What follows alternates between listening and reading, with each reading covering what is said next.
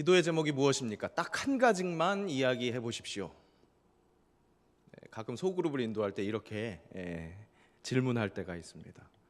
그러면 기다렸다는 듯이 어떻게 하나만 이야기할 수 있냐는 식으로 이야기를 막 풀어놓으시는 분들이 있습니다. 중보적 기도를 기대하며 귀하게 여기시는 분들이니까 참 귀합니다. 어떤 분들은 별것 없습니다. 워낙 기도를 안 해서요. 갑자기 그렇게 기도 제목을 물어보시니까 당황스럽네요. 그러기도 하십니다. 기도는 해야 합니다. 어떤 기도든지 하나님께서는 우리의 기도를 귀하게 여기십니다. 한 번은 똑같은 질문을 하니까 기도를 구체적으로 그렇게 구하는 것이 부질 없는 것 같다. 그래서 기도 제목을 세워놓는 것이 좀 그렇더라. 그러시는 분이 있었습니다. 굉장히 성숙한 그리스도인 같은 이야기였습니다. 뭘 달라고 기도해도 어차피 하나님 뜻이 아니면 주시지 않으니까 힘만 빠지고 상처만 받고 그저 뜻대로 하시옵소서, 그렇게밖에 기도 못하겠다는 겁니다. 신앙의 연차가 많으신, 더군다나 모태신앙일 경우 이 기도의 연차가 많이 쌓이다 보니까 그런 생각 가지기 쉽고, 또 그것이 한편으로는 성숙한 반응이다 생각할 수도 있을지 모르겠습니다. 그런데 그러면 안 되겠다 싶어서 좀 충고를 길게 해드렸습니다. 무슨 마음이신지는 충분히 이해되지만, 충분히 그럴만하지만 우리가 주님 앞에서 애 늙은이가 되면 안 되겠다고 그렇게 말씀드렸습니다. 하나님 앞에서 우리는 분명히 아이입니다. 여기 가장 어르신이 어떤 분이실까요? 어쨌든 그분도 분명한 것은 하나님 앞에서 아이입니다. 그런데 그런 아이가 아이답지 않게 어른인 척, 하나님인 척하면 그것이 하나님께 기쁨이 될까? 그것이 하나님이 원하시는 모습일까 싶습니다. 하나님이 원하시는 것은, 기도의 정말 큰 의미는 하나님과의 대화입니다. 교통입니다. 이 가정마다 아이들이 커가면서 대화가 없어져서 고민이라고, 문제라고 생각하시는 분들이 많습니다.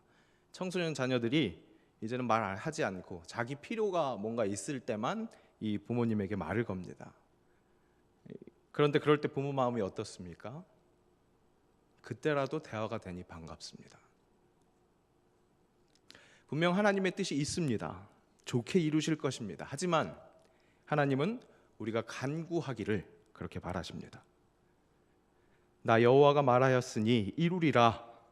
주 여호와께서 이같이 말씀하셨느니라. 그래도 이스라엘 족속이 이같이 자기들에게 이루어 주시기를 내게 구하여야 할지라.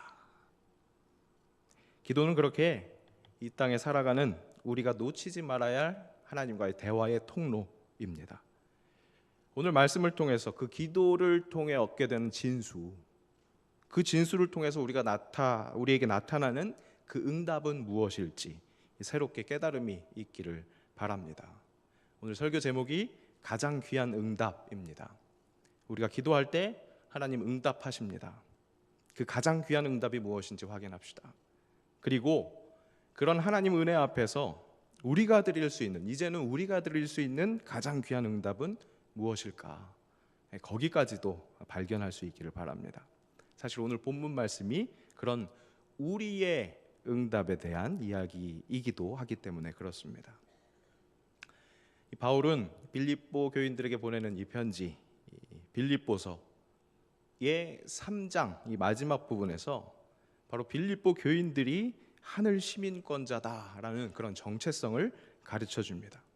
비록 지금은 이 땅에서 살고 있지만 바로 이 땅에서 주님의 영광스러운 몸의 형체를 허락받게 될 것이라고 그렇게 가르쳐 줍니다. 그런 하늘의 시민권자답게 이 땅에서도 주 안에서 서라, 그런 가르침으로 힘을 북돋아주면서 4장 1절을 시작했습니다. 그리고 그 이어지는 2절에서 9절까지는 바로 그렇게 주 안에서 서라 라는 그 명령이 막막할 수 있으니까, 모호할 수 있으니까 구체적인 실천 사항이라고 이야기할 수 있는 것을 계속해서 가르쳐 주는 것을 볼 수 있습니다. 가장 먼저 가르쳐 준 것이 공동체 안에서의 화합입니다. 그것을 위한 화해가 필요하다고 실제 예를 들어가면서 2절, 3절을 통해서 가르쳐 줍니다. 하늘 시민권자가 이 땅에서 살아갈 때 이 다른 사람과의 관계, 특히 이 믿음 안에서의 형제 안에서의 관계가 그렇게 중요하다는 것을 강조하면서 시작한 것입니다. 그리고 이어지는 4절에서 9절, 즉 오늘 우리가 볼 이 본문에 포함된 이 내용은 개인적인 마음가짐, 관계를 먼저 이야기했다면 이제는 개인적인 마음가짐에 대해서 가르쳐 주는 것입니다. 이 마음가짐, 이 마음이라는 이야기가 나왔으니까 한번 마음에 대해서 이야기해 볼까요? 렉시오 디비나 거룩한 독서의 모든 것이라는 책에서 마음에 대해서 이렇게 설명합니다. 우리는 흔히 마음을 감정의 좌소로 보며 머리와 상반된다고 생각한다. 그러나 마음은 생각과 의지와 감정의 좌소이다. 마음은 삶 전체를 좌우하는 통제센터이다. 하지만 마음이란 용어는 어떤 것을 정확히 묘사하기보다 무언가를 불러일으키는 성격이 더 많다. 우리가 마음하면 이 감정이라고 생각하기 쉽지만 실은 지정의, 이 모든 것의 본거지라고 얘기하는 겁니다. 나라는 그 인격체의 지위 통제소다, 그렇게 이야기합니다. 그리고 그렇게 마음은 그것 자체가 지위 통제소다. 그래서 그 지위 통제소가 A는 B다라고 말한다. 그런 그 부분에 의미가 있는 것이 아니라 그 마음으로부터 무엇인가 A나 B가 이렇게 불러오지는데, 이렇게 시작되는 데에 더 큰 의미가 있다. 그렇게 이야기하는 것입니다. 주 안에서 서라, 그 가르침의 이 첫 번째 실천 사항이 화해라고 이야기를 했습니다. 그런데 그 화해하려면 같은 마음을 품으라고 이 처방을 해줬습니다. 2절에 보면 그렇게 처방해 주는 것을 볼 수 있습니다. 마음이 바로 우리 모든 행동의 근본이기 때문에 화해에도 이 같은 마음이 필요하다는 그런 가르침이 있었던 겁니다. 그리고 오늘 4절부터 그 개인의 마음가짐에 갖춰야 할 요소들이 있다는 겁니다. 자, 그럼 이제 4절을 시작해 봅니다. 주 안에 서기, 그를 위해서 같은 마음을 품어야 하는데 그 마음에 채울 요소, 그 구성 요소는 무엇이냐? 바로 주 안에서 기뻐하라는 것, 기뻐하라는 이야기입니다. 빌립보서는 기쁨의 서신이라는 별명이 있습니다. 기쁨이라는 표현이 16번이나 등장하는 것을 볼 수 있습니다. 그래서 거듭 기뻐하라, 기뻐하라 이렇게 이야기하는 이 4장 4절이 빌립보서의 주제 성구이다, 그렇게 뽑기도 합니다. 주 안에 서기 위한 마음가짐의 중심에 기쁨을 강조합니다. 자, 그런데 이렇게 기뻐하라 이렇게 가르쳐주고 있는데 어떻게 기뻐하라는 것인지 좀 막막할 수 있습니다. 물론 그냥 기뻐하라면 기뻐해, 그렇게 받아들이는 것도 은혜로울 수 있을지 모르겠습니다. 그런데 우리가 마음가짐을 바로 잡는 일이라고 했잖아요. 그런데 아까 지정의를 다 포함하는 것이 마음이라고 했으니까 좀 생각할 수 있었으면 좋겠습니다. 어떻게 기뻐할지 지각할 수 있으면 더 좋겠다는 말입니다. 워낙 기독교 신앙은 이해를 추구합니다. 그리고 그 이해는 기쁨을 준다고 합니다. 어떻게 기뻐할 수 있는지 알면 정말 기뻐할 수 있을 듯합니다. 우리 다음 절들을 먼저 확인해 보고 그리고 그 기뻐할 수 있는 이유를 마지막에 우리 찾을 수 있었으면 좋겠습니다. 자, 그러면 다음 절입니다. 5절입니다. 너희 관용을 모든 사람에게 알게 하라. 주께서 가까우시니라. 자, 조금 몽롱해지셨을 것 같아서 다시 한번 말씀드립니다. 우리가 지금 무엇을 보고 있습니까? 하늘 시민권자가 이 땅에 살기 위해서 주 안에 서라 하시는 그 말씀에 구체적인 실천 사항들을 보고 있고 2, 3절에서는 화해하라고 말씀하셨습니다. 관계를 말씀해서 가르쳐 주셨습니다. 그리고 그 이후에는 이제 개인의 마음가짐에 대해서 이야기를 해주시고 있는데 그 개인의 마음가짐의 구성 요소 중에 지금 관용이 등장합니다. 관용은 다른 사람을 배려하는 마음입니다. 결국 우리 개인의 이 마음가짐에도 관용을 강조하는 것을 보면 우리가 맺는 이 관계, 그것이 얼마나 중요한지, 그 속에서 남을 향한 나의 배려가 얼마나 중요한지를 다시 한번 확인할 수 있습니다. 그렇게 강조하고 있는 것입니다. 서로 사랑하는 것이 주 안에서는 우리에게 정말로 중요하기에 그에 필요한 관용이라는 내 개인적인 마음가짐을 강조하고 또 강조하고 있는 겁니다. 그리고 그렇게 다른 사람을 배려하여 화평한 관계를 유지하는데 그 쓰임받는 나의 마음가짐, 그 관용이 바로 지금 있어야 한다고 가르쳐 주는 말이 있습니다. 바로 주께서 가까우시니라. 주께서 가까우시기 때문에 지금 당장 문제 있는 그 관계가 하루빨리 내 관용을 통해서, 나의 관용을 나와 문제 있는 사람이 함께 볼 수 있도록 그렇게 해야 합니다. 가까우신 주님이 마침내 오셨는데 그때에도 부끄러운 구원을 맡게 된다면 어떻게 되는 겁니까? 영원히 부끄러운 구원을 맡게 된 사람이 되는 것입니다. 그런 사람이 되기 때문에 그렇게 관용이, 관계의 회복 혹은 지금도 잘 맺고 있는 그 관계 속에서 더욱더 화평하게 할 수 있는 그 관용이 내 마음속에 지금, 바로 지금 있어야 하고 그 관용을 함께 볼 수 있게 해야 한다는 것입니다. 자, 그리고 다음 항목은 염려하지 말라는 지침입니다. 관용이 내 마음 한구석에 꼭 자리해야 하는 요소라면 염려는 이 마음 속에서 잊지 말아야 할 그런 요소라는 겁니다. 우리 삶 속에서 염려는 참 익숙한 녀석입니다. 염려가 없는 순간은 별로 없습니다. 항상 걱정할 만한 사건이 우리 인생 속에 있기 때문에 그렇습니다. 우리 인생 속에서는 이벤트가 정말 끊임없이 생깁니다. 그런데 여러분, 잘 생각해 보면요, 우리의 염려 중에 아직 일어나지도 않은 일을 놓고 염려하는 것이 꽤 많은 것을 알 수 있습니다. 아니, 실은 그것이 더 많습니다. 혹시 우리 아이에게 사고가 나면 어쩌지? 갑자기 병이 찾아오면 어쩌지? 저 사람이 나한테 사기치면 어쩌지? 물론 혹시 모를 일에 대비하는 것은 우리에게 필요한 삶의 지혜일 수 있습니다. 하지만 아직 일어나지도 않은 일을 놓고 붙들고 근심하고 있으면 그것이 우리의 부질없는 염려이지 않느냐, 그런 것입니다. 건강에 이상이 올 때 가장 큰 해로움이 그 병이 주는 해악이 아니라 그 병으로 인한 근심이라는 것을 아마 병을 경험해 보신 분들은 느껴보셨을 것입니다. 실제로 우리가 당한 어려움보다, 그 자체보다 그것으로 인한 우리의 근심이 더 큰 해악을 가져다 준다는 것을 깨달아야 하겠습니다. 이미 몇 번 소개해 드렸었던 이야기인데요, 한 번 더 소개해 드리겠습니다. 여러분, 저 앞에 있는 저 글자를 어떻게 발음하시겠습니까? 한번 해보시겠어요? 어떻게? 아니요, 아까 그 첫 번째 걸로 보여주세요. 너 아직 넘어가지 말고요. 네. 어떻게 발음하시겠습니까? 환란, 이렇게 거의 그렇게 발음하죠. 우린 대부분 그렇게 발음합니다. 그죠? 왠지 환난이라고 발음하면 틀린 것 같습니다. 그죠? 자음 동화 현상이 일어나야 될 것 같고, 그래서 우리는 항상 환란으로 발음하죠. 그런데 사실 환난이 맞습니다. 저 발음은요.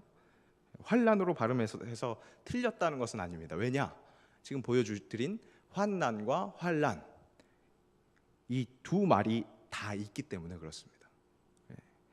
환난이라고 발음되는 앞에 말이 있고, 아직 넘어가지 마세요. 환란이라고 발음되는 뒤에 말이 따로 있기 때문에 그렇습니다.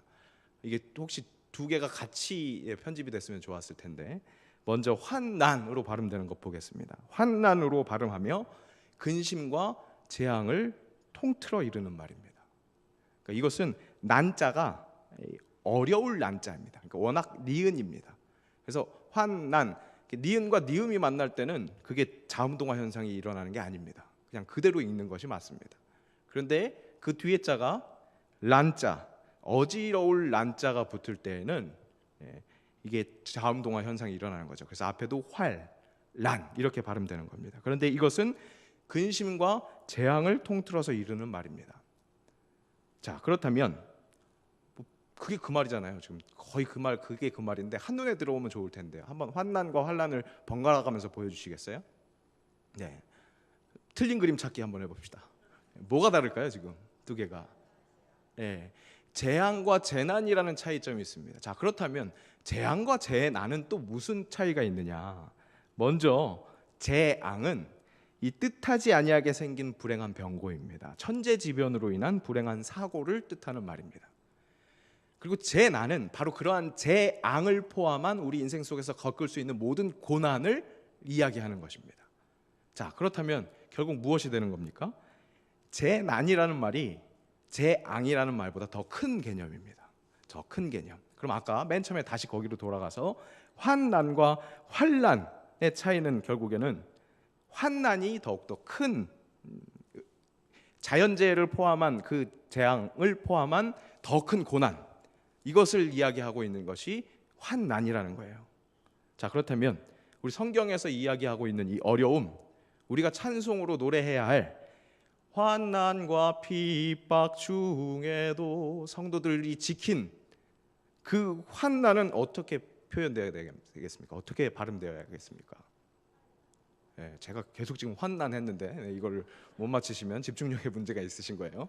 자, 환난이 더 맞습니다. 실제로 우리 개역 개정 성경과 그리고 새 찬송가에 환난이라고 표기된 말은 한 글자도 없습니다. 모두 다 환난이라고 표기되어 있습니다. 우리 인생에서 겪을 수 있는 모든 고난들, 그것으로 인해서 받는 그 일은 환난입니다. 그러니까 여러분, 앞으로 환난이라고 발음하십시오. 이렇게 제가 가르쳐 드리려고 이 말을 이렇게 길게 했을까요? 그렇지 않습니다. 이게 아까 다시 한번 보여주시겠어요? 환난과 환난, 환난과 환난, 번갈아 가면서 우리 틀린 그림 찾기로 봤는데요. 틀린 그림 찾기로 봤는데 똑같이 있는 것이 무엇입니까? 환난과 재앙과 재난의 차이는 있는데 근심은 똑같이 자리 잡고 있는 거예요. 환난이든지 환난이든지 재난을 맞든지 재앙을 맞든지 우리를 힘들게 하는 곳에서는 근심이 있다는 사실입니다. 환난이든지 환난이든지 우리를 진정 고통스럽게 하는 것은 실제 일어난 사건, 그 재난이나 재앙이라기보다 환난, 환난 둘 다 동일하게 떡하니 자리 잡고 있는 그 근심이지 않을까 싶은 겁니다. 오늘 말씀은 주 안에 서는 마음은 염려하지 않는 것이라고 말씀하십니다. 자, 그렇다면 여러분, 염려를 어떻게 안 할 수가 있을까요? 어떻게 우리 마음속에 이 염려를 빼낼 수 있을까요? 그 처방까지도요, 바로 이어서 가르쳐 주십니다. 모든 일에 기도와 간구로. 여러분, 기도, 간구 비슷한 말이잖아요. 굳이 구분해서 설명하면요, 기도는 하나님께 대한 예배나 헌신 등의 맥락에서 드리는 일반적인 기도, 간구는 개인적인 특별한 요구 조건을 아뢰는 기도. 둘 다 하나님이 기뻐하시는 기도입니다. 간구는 내 개인 요구 조건이 있으니까 좀 질이 떨어지는 저급한 기도인가? 아닙니다. 하나님이 원하시는 하나님과의 대화입니다. 염려를 이기는 기도와 간구가 필요합니다. 그 기도가 염려하지 않을 수 있는 무기라는 겁니다. 어떻게 그것이 가능할까요? 아주 기초적인 우리의 신앙 고백부터 시작됩니다.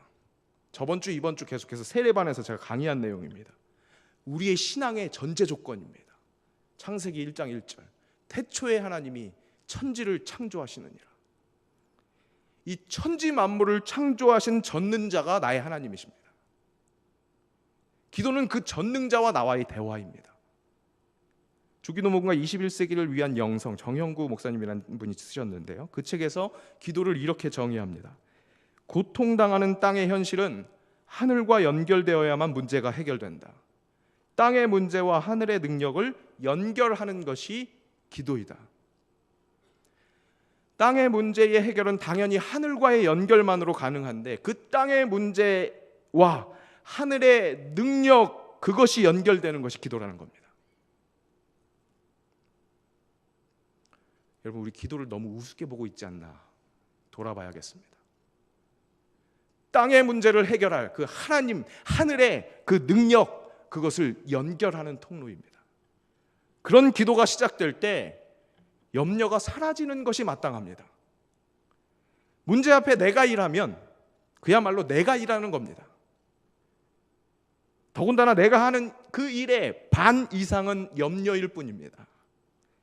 환난 중에 내가 하는 일은 이를 해결하는 일보다 환난을 더욱더 환난으로 만드는 근심만 키우는 그것뿐입니다. 그런데 기도하는 순간 이제는 내가 일하는 것이 아니라 하나님이 일하십니다. 일의 차원이, 문제의 차원이 달라지는 겁니다. 존 스토트 목사님이 그의 저서에서 이렇게 이야기합니다. 마더 테레사와 그녀의 자선 선교단은 기도 없이 일하는 것은 인간적으로 가능한 일만 하는 것이라고 배웠다. 그들은 신적 가능성에 참여하기를 바란다. 신적 가능성에 참여하는 일이 기도입니다. 내 삶 속에서 마주치는 그 일을 통해서 하나님께 기도할 때 신적 가능성이 내 삶을 지배하는 일이, 그 신적 가능성이 내 삶을 침투하는 일이 바로 기도가 되는 것입니다. 그렇게 그런 기도, 그 기도하는 법을 이제 구체적으로 가르쳐 줍니다. 어떻게 가르쳐 줍니까? 바로 감사함으로 하나님께 하라는 것입니다. 염려 대신 기도하라고 그랬는데, 그렇게 염려를 종식시킬 수 있는 기도가 감사 기도입니다. 나의 문제의 차원을 바꿔주실 하나님, 아니 이미 내 삶 속에서 그렇게 이때까지 계속해서 역사하셔서 나의 문제의 차원을 바꿔주신 그 하나님이 바로 지금 나의 문제를 해결하실 것이기 때문에 감사하는 겁니다. 찬양하는 겁니다. 내 삶에 임하여 역사하신 하나님을 기억하며 감사 찬양하는 그 순간 내가 해야만 했던 그 염려는 종식됩니다. 전능하신 그분이 진정 나의 하나님이 될 때 그분의 일하심으로 환경과 조건들이 변화될 수 있습니다. 그런데 그 환경과 조건이 변하는 것보다 더 큰, 정말 가장 귀한 응답은 그분의 평강이 그리스도 예수 안에서 우리의 마음과 생각을 지키시는 역사입니다. 나의 지각, 내가 알 수 있는 것, 내가 판단할 수 있는 것, 내가 인식할 수 있는 그것을 넘어서는 것이 하나님의 평강입니다. 여기서 이야기하는 하나님의 평강, 에이레네는 히브리어 샬롬과 같은 말입니다. 하나님이 주시는 그 어떤 것이라는 것이라기보다 하나님의 속성을 이야기합니다. 그 하나님의 속성인 평강이 우리 안에 거하게 됩니다. 그리스도 예수 안에서 바로 그 이름으로 우리 안에 거하게 됩니다. 그때 내 마음과 생각을 지키십니다. 그렇게 평강이신 하나님이 내 마음을 지키시기에, 마음이 뭐라고 그랬습니까? 지정의의 좌소입니다. 그 마음을 지키시기에 하나님께서 지키시는 내 마음을 통해서 주 안에 선자로서의 여러 가지 삶의 열매들이 나타나게 됩니다. 우리 하나님께 드릴 수 있는 가장 귀한 응답, 우리가 하나님께 드릴 수 있는 가장 귀한 응답인 진실로 기뻐함이 가능합니다. 아니, 꼭 드러납니다. 항상 기뻐함이 드러나게 됩니다. 어떻게 기뻐할 수 있을까의 질문의 답이 바로 여기에 있는 것입니다. 그리스도 예수 안에서 우리의 마음과 생각을 지키시는 그 하나님의 평강, 그 평강이 있을 때 우리가 기뻐할 수 있습니다. 하나님께서 우리에게 허락하시는 가장 귀한 응답은 하나님 자신이십니다. 무엇인가 떨어질 콩고물이 아니라 하나님 그 자신이십니다. 평강이신 하나님 그 자신, 그리스도 예수 안에서 보여주시는 하나님 자신입니다. 그 귀한 응답이 근심, 걱정을 물리쳐버릴 놀라운 능력을 가지고 있습니다. 환경이나 조건, 눈에 보이는 것은 변하지 않을 수도 있습니다. 아니, 오히려 더 나빠질 수도 있습니다. 야곱이 밤새 주의 천사를 만나서 씨름했습니다. 씨름을 끝내고 다시 형 에서에게로 향하는 그의 모습은 어땠을까요? 한번 상상해 봅시다. 그날 밤 전과 후 그의 모습이 더 보기 좋은 모습, 형 에서를 만나러 가기에 더욱더 당당하고 뭔가 유리한 모습으로 변화됐을까요? 씨름한 후, 기도를 그렇게 열심히 한 후 야곱의 모습은 일어나지 못할 불구의 모습이었습니다. 결코 영광스러운 모습으로 변화되지 않았습니다.